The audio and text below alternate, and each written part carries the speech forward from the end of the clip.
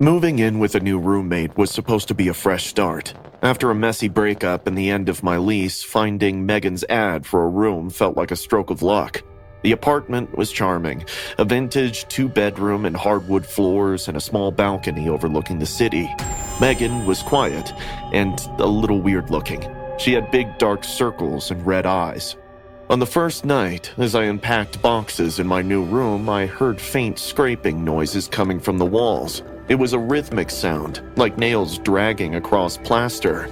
I pressed my ear against the cold surface. Is someone there? Silence. At breakfast the next morning, I mentioned it casually. Hey, do you ever hear weird noises at night? Like scratching? Megan looked up from her tea, her expression unreadable. It's an old building. It makes sounds. She sipped slowly, her gaze lingering on me just a moment too long. Days passed and the unsettling noises continued. One evening, I noticed tiny holes in the walls of my bedroom, almost imperceptible. They were strategically placed, one facing my bed, another the bathroom. Peering through one, I saw only darkness. I grabbed some tape and paper, covering them up. But the next morning, the coverings were gone. The holes seemed wider. A sense of violation washed over me. I confronted Megan. Did you remove the paper I put on my wall? She glanced at me, eyes reflecting the dim kitchen light. Why would I go into your room? Maybe you imagined putting them up? That night, sleep eluded me. Every creak of the apartment amplified my paranoia. Around 2 a.m., I heard the scraping again, louder this time, almost agitated. It seemed to move along the wall, stopping right behind my headboard. I whispered into the darkness. Who are you? What do you want? A faint giggle echoed in response. The following day, I found my closet door ajar. Clothes I hadn't worn were missing. Hours later, they reappeared, folded neatly on my bed. A scent clung to them, a mix of damp earth and something sweet, almost rotten. I decided to stay out late, avoiding the apartment. At a coffee shop, I opened my laptop to distract myself, but the webcam light flickered on in the middle. I frowned, clicking to disable it. Moments later, an anonymous message popped up on my screen. Why don't you want me to see you? My heart raced. Who is this? No response. I slammed the laptop shut and headed home. In my room, I locked the door and pushed a chair against it. Exhausted, I collapsed onto the bed, clutching a kitchen knife under my pillow. Sometime during the night, I felt a presence. My eyes fluttered open to see Megan standing at the foot of my bed, her silhouette illuminated by the faint glow of the streetlights outside. Megan? What are you doing? She tilted her head. You were screaming. I wanted to make sure you're okay. I hadn't screamed. Please, get out. She lingered for a moment before slipping out of the room. The next morning, I decided I couldn't stay there any longer. I began packing, determined to leave by nightfall. As I gathered my things, a small flash drive fell out of one of my boxes. I didn't recognize it. Curiosity overrode caution. Plugging it into the laptop, I opened the only folder on it labeled "For Claire." Dozens of video files appeared, each marked with a date. Clicking on the most recent one, my screen filled with a grainy night vision recording of my bedroom. I watched in horror as footage played of me sleeping, tossing and turning. The timestamp was from the night before. My breath caught as the camera panned, revealing Megan standing in the corner watching me. Her eyes gleamed unnaturally in the infrared light. I clicked on another file. It showed me in the bathroom, undressing for a shower. Tears blurred my vision as I realized the extent of the invasion. A final file sat at the bottom of the list, titled "Tonight." With a shaking hand, I opened it. It was a live feed of my room. From the angle, it was clear the camera was inside the wall. Suddenly, the video shook and a message flashed across the screen. I'm coming. A loud thud resonated from the hallway. Panic surged through me. I grabbed my phone to call the police, but there was no signal. The lights flickered and then went out, plunging the apartment into darkness. Footsteps approached. The doorknob rattled. Claire, let me in. Her voice was distorted. I backed away, clutching the knife. The door creaked open. It shouldn't have.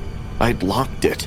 She stood there, but something was wrong. Her limbs were too long, joints bending at unnatural angles. Her face was dark, eyes sunken deep. You shouldn't have tried to leave. I screamed, darting past her and into the hallway. From behind, I heard the scraping, the same I'd heard in the walls, now amplified, chasing me. Bursting into the living room, I found the front door, but it wouldn't budge. Megan's laughter echoed. Desperate, I smashed a window with a nearby chair and crawled out, cutting myself on the shards. I ran into the night, not stopping until I reached a brightly lit gas station.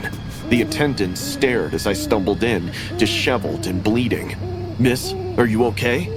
I tried to explain, words tumbling incoherently. They called the police, who arrived swiftly. I told them everything about Megan, the cameras, the flash drive. An officer frowned. "Ma'am, that building's been abandoned for years." My blood turned to ice. No. I moved in last week. Megan is my roommate. They exchanged glances. "We'll take a look. But the last tenant in that apartment was a woman named Margaret, who died decades ago." They escorted me back. The building stood ahead, windows boarded up, graffiti covering the walls. Inside, dust coated every surface. My belongings were nowhere to be seen. In the apartment where I'd lived, only decay remained. But in the center of the living room sat a single item, a vintage camcorder on a tripod, pointing towards the door. Attached was a note in familiar handwriting. Thank you for the performance. I stared in disbelief.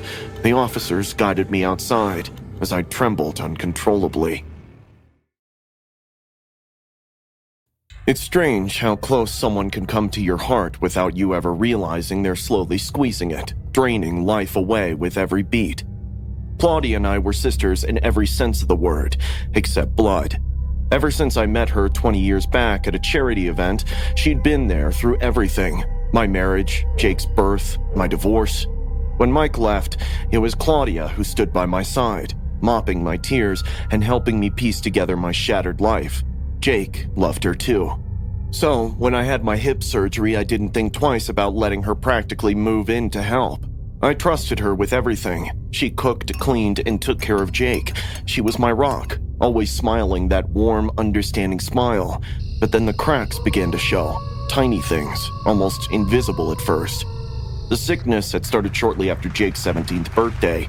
A simple cold at first, nothing to be concerned about. Then it grew and kept growing until the fatigue became unbearable, creeping into my bones.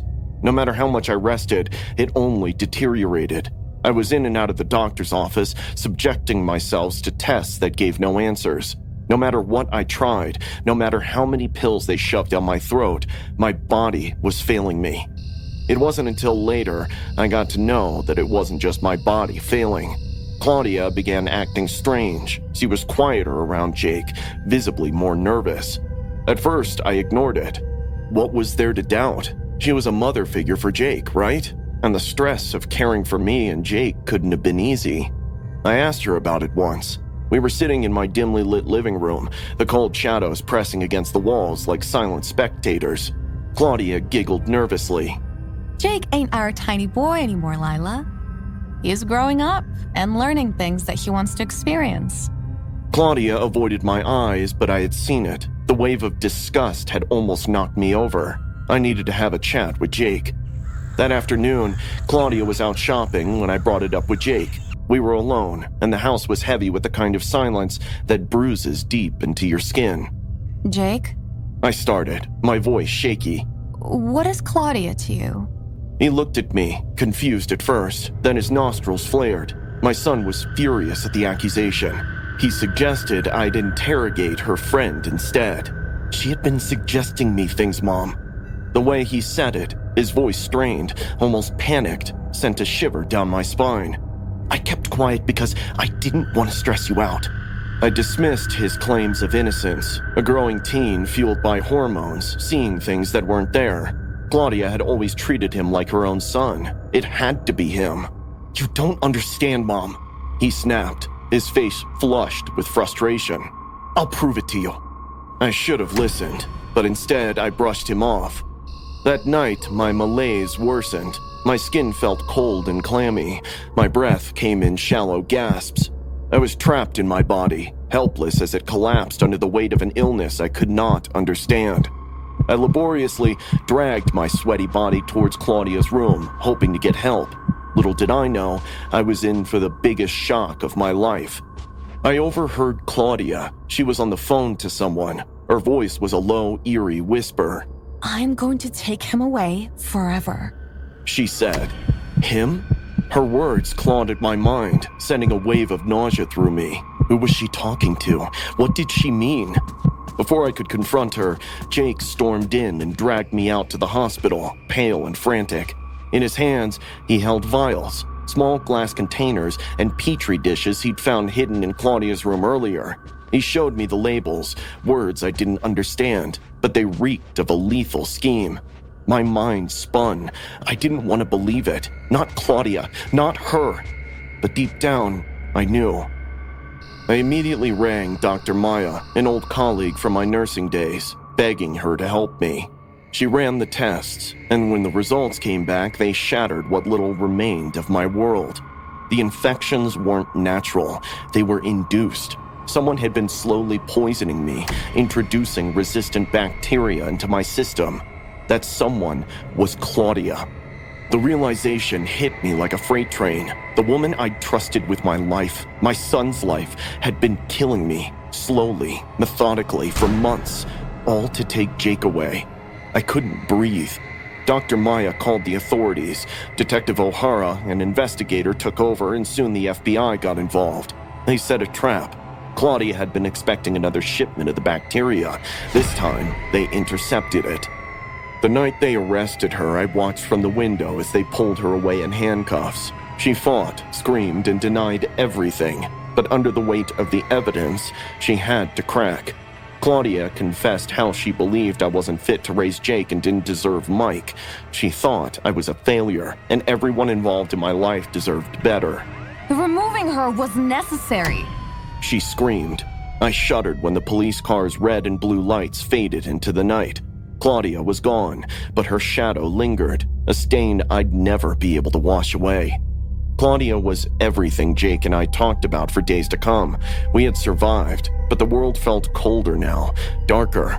There was no more illusions left, just the terrifying truth that the truth might be what the eyes couldn't see, and everything that we see isn't always the truth. Moving into a new apartment in the city was supposed to be a fresh start. After months of searching, I finally found a place that fit my budget and came with a roommate named Rachel. She was quiet and had her quirks. The first night after unpacking, I took a long shower to wash away the stress. The bathroom was small but clean, with a clawfoot tub and a shower curtain adorned with abstract patterns. I closed the curtain fully before stepping in, enjoying the hot water cascading over me. When I finished, I noticed the curtain was slightly ajar. Shrugging it off, I dried myself and headed to bed. In the morning, as I made my way to the kitchen, I noticed wet footprints leading from the bathroom to Rachel's room. They were small, like mine, but I hadn't been in the bathroom since the night before. "Hey, Rachel. Did you take a shower last night?" She looked up from her cereal, a hint of confusion on her face. "No. I went to bed early." "Why?" I hesitated. "No reason. Must have been my imagination."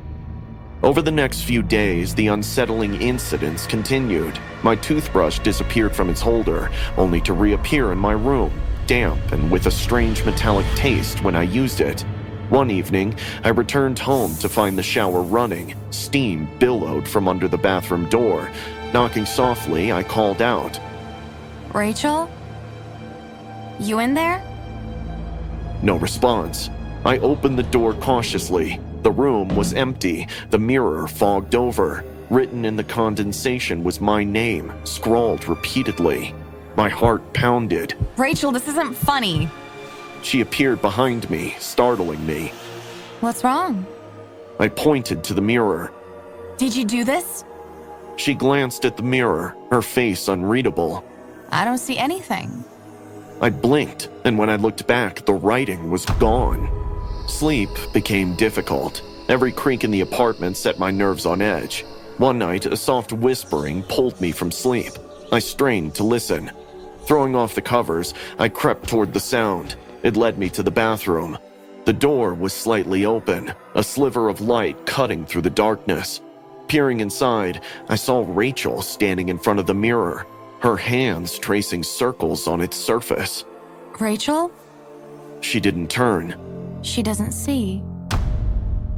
She doesn't know. A chill ran down my spine. Know what? Her head snapped toward me, eyes wide and lips curled into a grin that didn't reach her eyes. You're up late.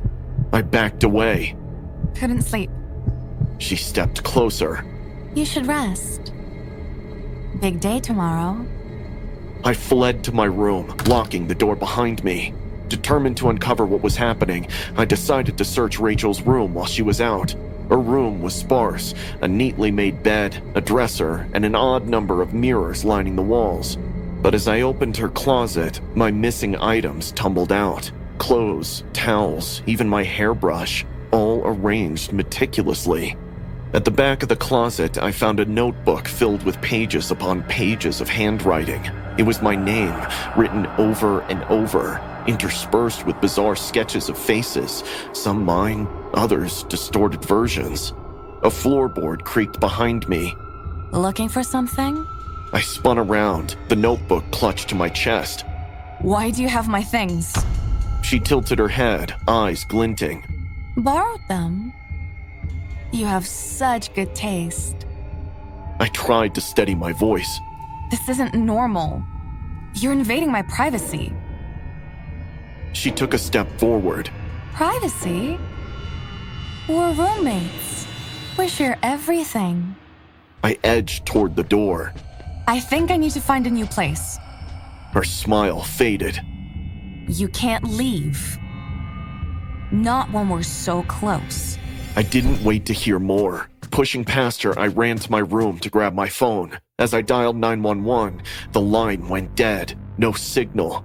Rachel's voice echoed from the hallway. You won't get away that easily. Desperate, I tried the front door, but it was bolted shut, the lock jammed. Panic surged. Rushing back to the bathroom, I thought of escaping through the window. As I entered, something caught my eye, a small red light blinking in the mirror. Leaning in, I realized it wasn't a mirror at all, but a two-way window with a camera embedded behind it. A video feed played on Rachel's tablet, propped discreetly on the counter. It was me, in various states of undress, showering, brushing my teeth, even sleeping. Horror washed over me.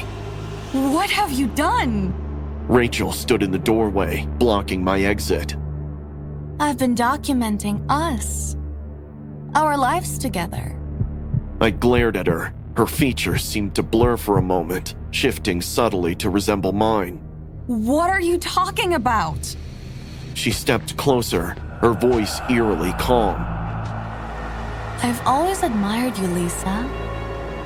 Your life, your friends, your smile. I want it all. I realized then that her clothes were mine, fitting her perfectly. Her hair, once brown, now had streaks matching my own blonde highlights. You're insane! She lunged at me, and we grappled, knocking over the table. The screen shattered, and a distorted video played, showing her practicing my mannerisms, mimicking my voice. With a surge of adrenaline, I pushed her away and raced toward the kitchen. Grabbing a knife, I faced her. Stay back! She laughed, a sound devoid of any warmth. You can't hurt me. We're the same now. Sirens wailed in the distance. As I would learn later, a neighbor had heard the commotion and called the police. Rachel's expression twisted into rage. You ruined everything! She charged at me, but before she could reach me, the door burst open and an officer stormed in. "Drop the weapon!" I realized they were shouting at me. I dropped the knife, hands raised. Help me! She's trying to steal my identity. They glanced at Rachel, who now stood cowering, tears streaming down her face. I don't know what's happening. She just attacked me. Confusion flooded me. No, she's lying. She's been spying on me. An officer gently restrained me. No! Ask her what happened in Geneva, and then call my mom to confirm. Her smile faded. She made up a story about how a burglar had stolen her purse. But then the cops dialed my mother, who confirmed with the fact that I have never been to Geneva. She was arrested. I had to present my passport as the truth that I had never indeed been there. I don't know why she did that, but I convinced myself that she must have been a psycho to try to become someone else.